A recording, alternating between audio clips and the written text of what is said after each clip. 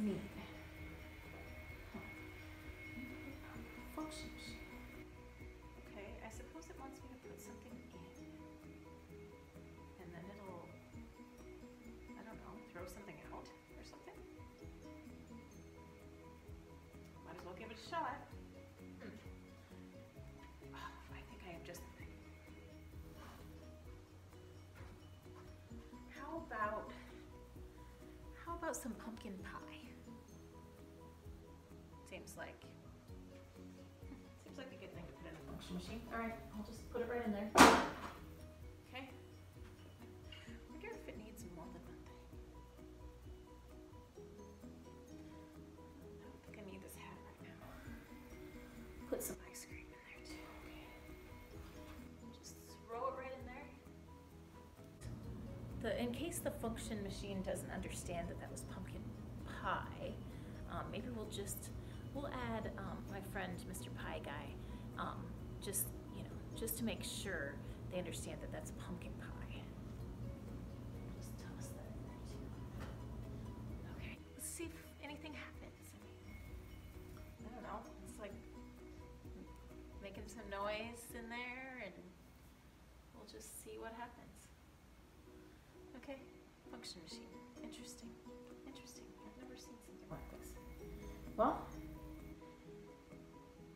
we'll just see what happens. And in the meantime, we'll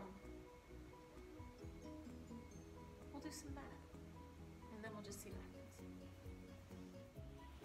So I think we're just gonna kind of speed through this because I'm really interested to know what that function machine is going to do, because that was just crazy, just out in the middle of nowhere. But we're going to take a step back from functions and start with a relation. A relation is just a set of ordered pairs. This is a relation. Ordered pairs 1, -2, 2, -1, 3, 0, and 4, 3. So we're going to show this relation in 3 different ways. Okay? We're going to show in a table, a mapping diagram, and a graph. All right, so for the table, all we have to do is just kind of copy the ordered pairs there. We put the x coordinate in the x column and the y coordinate in the y column. So it looks like this.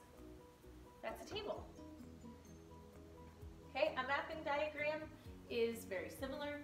We have our x coordinates here and our y coordinates here. And I'm going to write them in order from least to greatest. Okay, and so here, actually this one is pretty easy because it's already there, but you want to write them in order from least to greatest. Okay, this one is actually a really pretty one because 1 goes to -2, 2 goes to -1, 3 goes to 0, and 4 goes to 3. It's not always that pretty, and I'll show you another one. Okay, so then what we do is we graph these points. Okay, so we have the ordered pair 1, -2, which is right here, 2, -1, 3, 0, and 4, 3. Okay?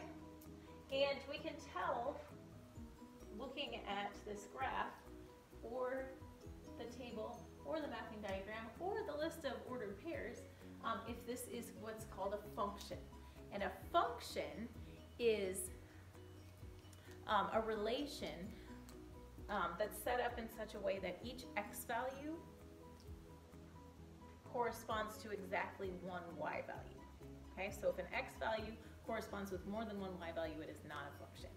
Okay, so since each x value corresponds to exactly one y value, this is a function. And another way that we can show this is using what's called the vertical line test. If we would draw a vertical line through any of these points, it should only go through one of the points. Okay, so if there was another point like right here, this would not be a function. But there's not, so it is. Okay, I'm going to show you another one.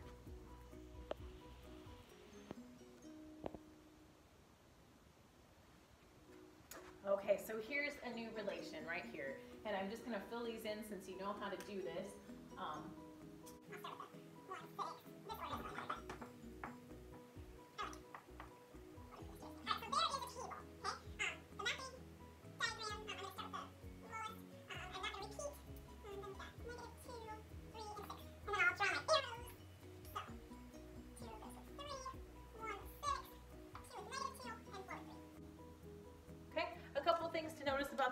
mapping diagram,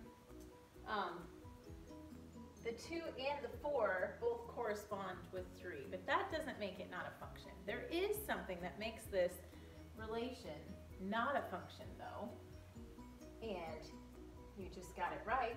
The 2 corresponds with both a -2 and a 3, so it can't be a function, okay, by definition. So now I'm going to graph those points. So just so you can see how that works. And if we try the vertical line test, you can see that right here, this does not pass the vertical line test, so this is not a function. I'm going to make up a couple stories about this pumpkin pie. Okay, so let's say this season, pumpkin pie, it's a popular item. Okay, and so here is, like, say we've got Monday, Tuesday. Okay. And so say Monday, Monday people were just learning about this pumpkin pie, so maybe we sold this many pumpkin pies. Number doesn't matter. Okay, Tuesday, more people heard about it, so more people bought pumpkin pies. Wednesday, it was really cold. Nobody wanted to come out and buy pumpkin pies except for a few people. Thursday it went up. Friday and Saturday we were toward the weekend, so the sales went up. Okay, so my question is, would we connect these dots? No. I mean, yes, if you said no, but no, we would not connect these dots because you don't, I mean, you're not gonna sell, you know, through the night. It's not a constant thing. This day we sold this many, this day we sold this many. Okay, this is called a discrete graph. And we just have points. Okay, now we have a new story. Okay, so pumpkin pie. Okay, so pumpkin pies grow on vines. Okay, that's what pumpkin pies do. So let's say that this is like the life cycle of a pumpkin pie. All right, so at first, the vines, for this season anyway of pumpkin pies, at first they were a little bit slow to get started, but slow but steady. Okay, and then we had a really wet season, or wet spell for a little while, and so they just kind of shot up for a while. Okay, and then they kept growing. It never stayed, I mean, they never stayed the same. So again, this is the life cycle of this pumpkin pie. So then, you know, we went through a little dry spell. They still grew, okay, but just not as much, okay? And then we had one more wet spell, but they were pretty much done growing anyway, so it didn't increase that much. Okay, so this is the growth, and so this is like time, and this is size. Pumpkin pie size. Okay, so it continues to grow. Okay, and so since this is not something where you just place dots, because this pumpkin pie started from a seed, and then, you know, the vines grew from the seed, but didn't all of a sudden overnight change from a seed to a pumpkin pie, right? I mean, that's just not possible. So that's why the dots are connected. Okay, so this is called a continuous graph. All right, continuous graph. What was that? I didn't hear that. Oh, how much do they cost? I don't know, we're not really selling our pumpkin pies, but maybe they would be worth about $1.50. Okay, sure, $1.50. So if we're going to write a function, we could use x's and y's, or we can use what's called function notation. So I'm going to say f of x, that's like the same thing as y. Okay, so our x value, that's our input. So like our function machine, and I think maybe that came out of nowhere to show us this, but our x values, that's our input, And our y values are our output. So I guess I understand. So maybe something's gonna happen inside this function machine. Anyway, I'm off track. So f of x, that's like our y value. It's kind of the same thing. So a function of x. So we're gonna write a function for how much these pumpkin pies cost. So if we say that x is the number of pumpkin pies,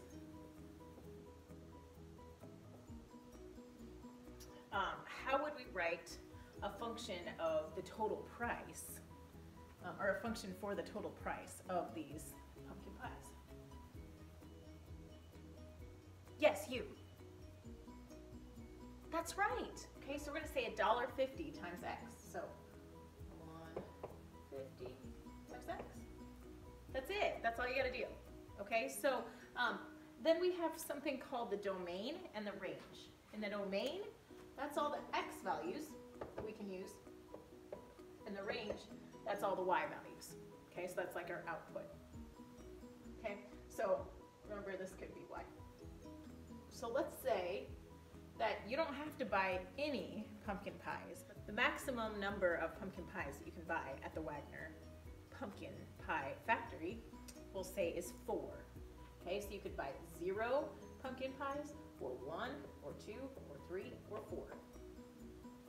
Okay, so this is a discrete graph. We're not going to have a line with that connects the dots. We're just going to have ordered pairs, because you can't buy like 1.63 pumpkin pies. It doesn't work that way. So then the range would be when we put each of these input values, or our x values, into this function. So it's like we're putting things into the function, just like the function machine. So I can't.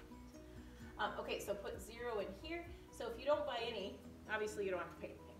If I buy 1, that's $1.50. 2, that's $3.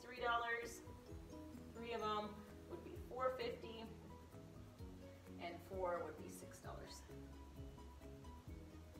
Okay, so that's the domain and range.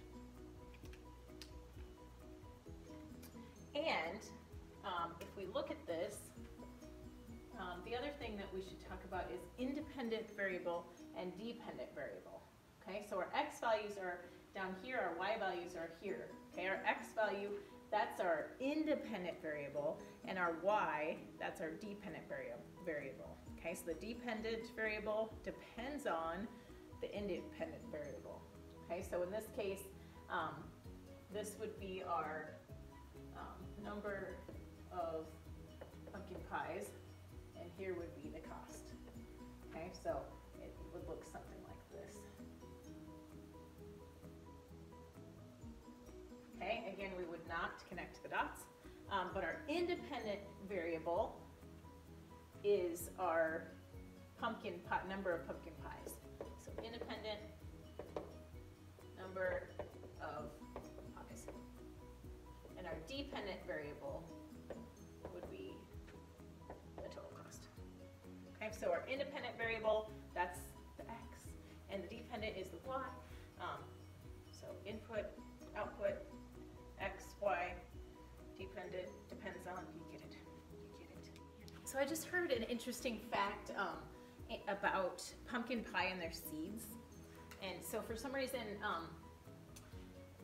the number of seeds that are in pumpkin pies, somehow they follow this function. Okay, so x is the number of pumpkin pies. Okay, so for some reason, the number of seeds inside of the pumpkin pies is equal to 3 times the number of pumpkin pies plus 5. How someone figured that out, I have no idea. But let's figure out, let's say for 4 pumpkin pies and for 10 pumpkin pies. Okay, so this is function notation.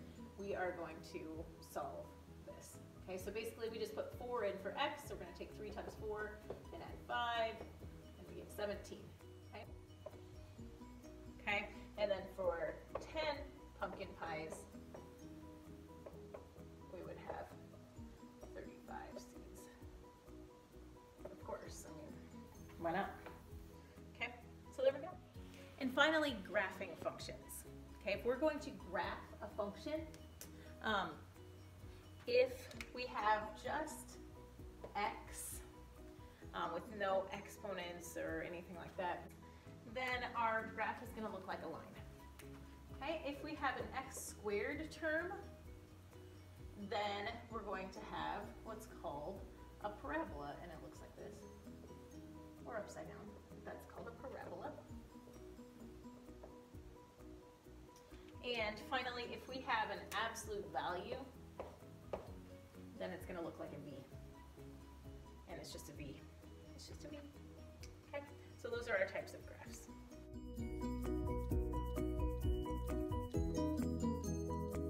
All right, so let's graph this function here. Okay, we have negative 2x plus y equals 4. And remember, the first step is to get y by itself. So we need to get y by itself by adding 2x to both sides. So y equals 4 plus 2x, that's our equation that we're going to graph. Okay, so we're going to look, and here's all the work we did here. We're just going to plug, usually if you plug in negative 2 all the way to 2, that's going to be your best bet. Okay, so we end up getting these ordered pairs, and then when we graph them, that's what it looks like. Yay!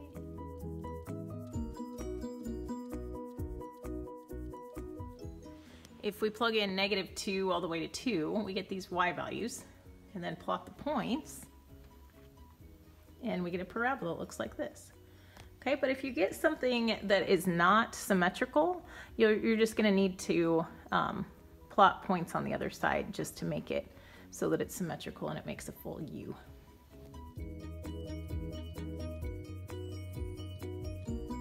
And finally, our absolute value one.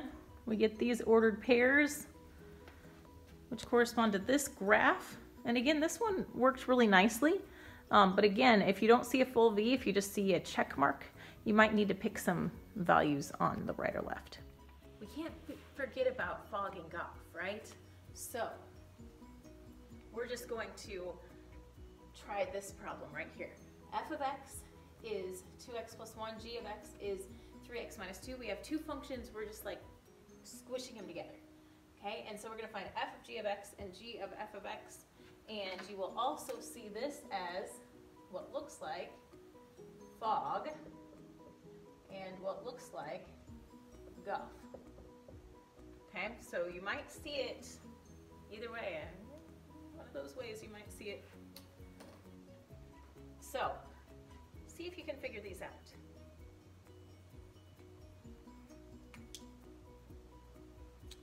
All right, so let's see how you did here. We're going to find f of whatever you got for g of x. So we're going to put, our x is 2, so we're going to put 2 into g. Okay, so 3 times 2 is 6, minus 2 is 4.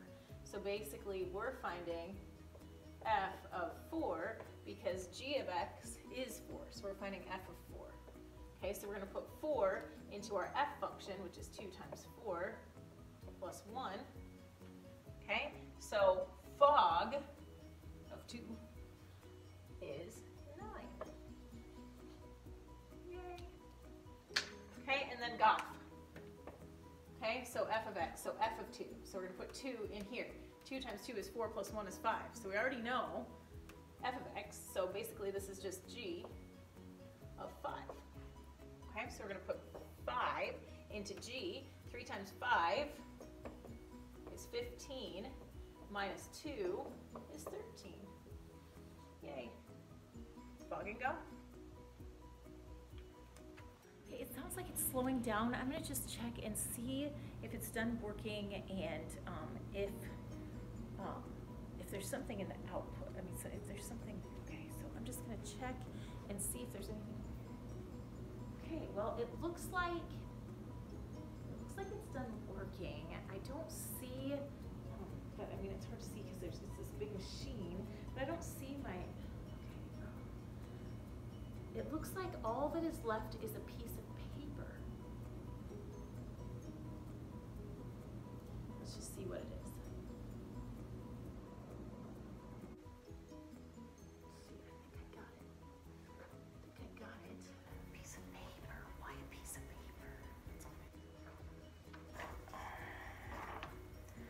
kind of a ripoff.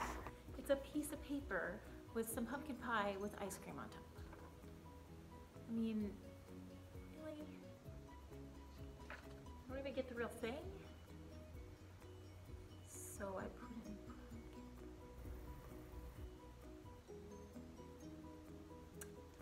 pumpkin pie with ice cream on top, and pie a la mode. Yes, yes, yes. This function machine has a great sense of humor. All right, and there's my pie guy sporting the ice cream hat very well. Pie a la mode, pie a la mode, pie a la mode. Yes, yes, very nice. Good job, function machine.